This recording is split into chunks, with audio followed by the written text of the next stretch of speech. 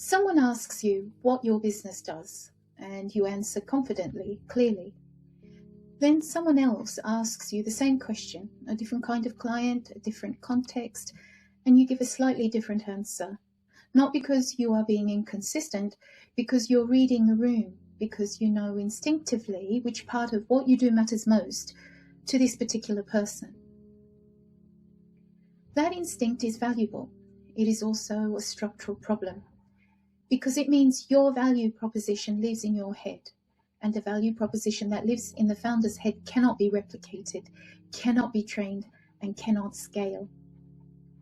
In this video, I am going to define what a value proposition actually is, not as a marketing exercise, but as an operational one.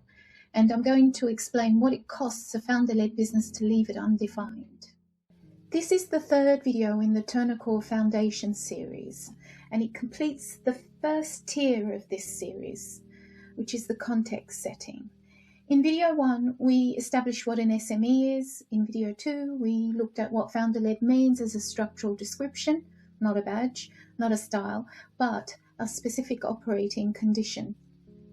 In video 3, I introduced the first concept that has direct commercial consequence for how a founder-led business performs in the market.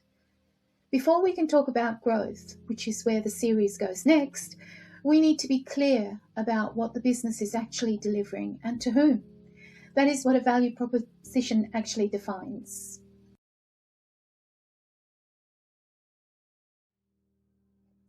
So, what is a value proposition?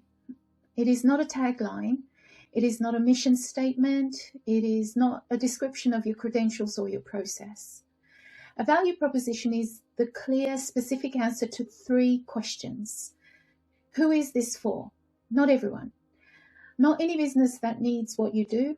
A specific type of client with a specific type of need at a specific stage. What does it deliver for them? Not what you do, what they get, the outcome, the change in their situation as a result of working with you. And why does it matter that they choose you rather than an alternative? Because you are better in general, because you are specifically suited to this type of client, this type of need, this type of outcome, in a way that a generalist or a competitor is not. 3 questions. Who, what, why? That is the operational definition of a value proposition.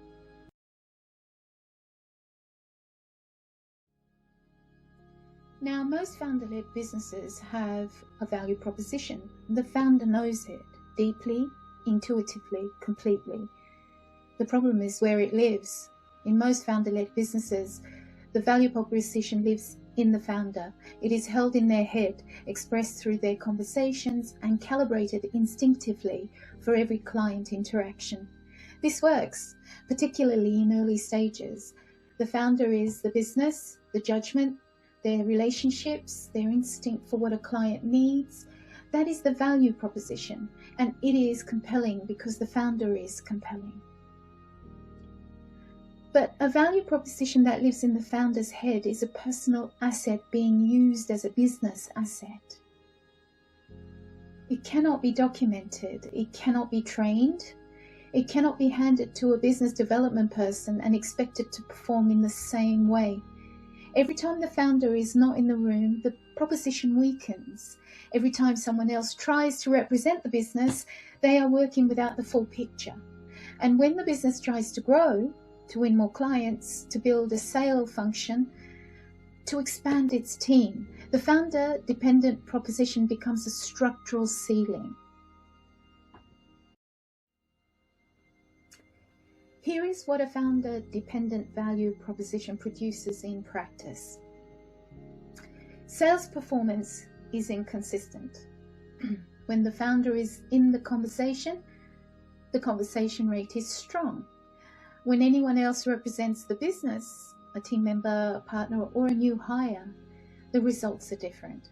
Not because those people are less capable, because the proposition they're carrying is incomplete. The team cannot pitch confidently. Ask someone in the business to explain what the company does, and you get a version of it, but not the version. There is no shared language, no agreed framing, no consistent answer to the question a client will ask, why you? Client relationships are personal rather than commercial. The best clients choose the business because of the founder. They stay because of the founder.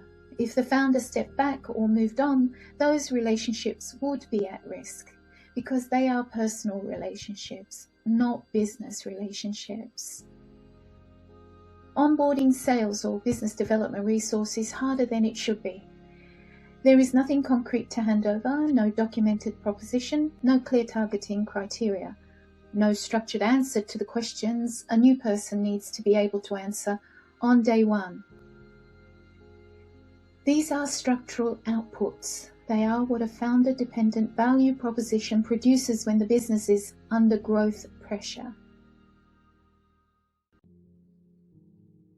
I want to be clear about something before we go further.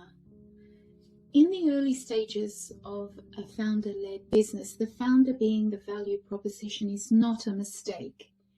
It is the correct answer to where the business is. The founder won the first clients, their credibility, their relationships, their instinct. That is what got the business off the ground. The proposition living in the founder's head was the proposition. That is how it should have been. The structural issue is not how it started. The structural issue is what happens when growth requires the proposition to be something the business owns, not just the founder. When the business tries to hire for sales, when it tries to enter a new market, when the founder wants to step back from client-facing work, when an investor or acquirer asks, acquirer, as in someone to acquire, asks, what does this business actually deliver? At each of those moments, a founder-held proposition that was never articulated structurally becomes a visible gap. The shift from a founder-held proposition to a business-held proposition is an operational act. It is not a rebranding exercise. It is not a marketing project. It is a clarity exercise, and it starts with 3 questions. Who specifically is this business for? Not a broad sector, a specific type of organization at a specific stage with a specific type of problem. What specifically does it deliver for them? Not a list of services. The outcome. What is different for the client after they have worked with this business? And why this business rather than an alternative? What is the specific reason a client of this type, with this need, is better served here than anywhere else? When those 3 answers exist, written down, agreed, expressed in language that others can use, something structural changes. A new business development person can be given something to work with. A team member can answer the client's questions confidently. A proposal can be written without the founder. A referral can be made by someone who actually understands what they are referring.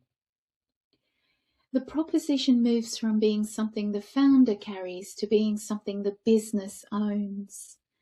That is an operational move, and is one of the foundations of a business that can grow without the founder being in every room.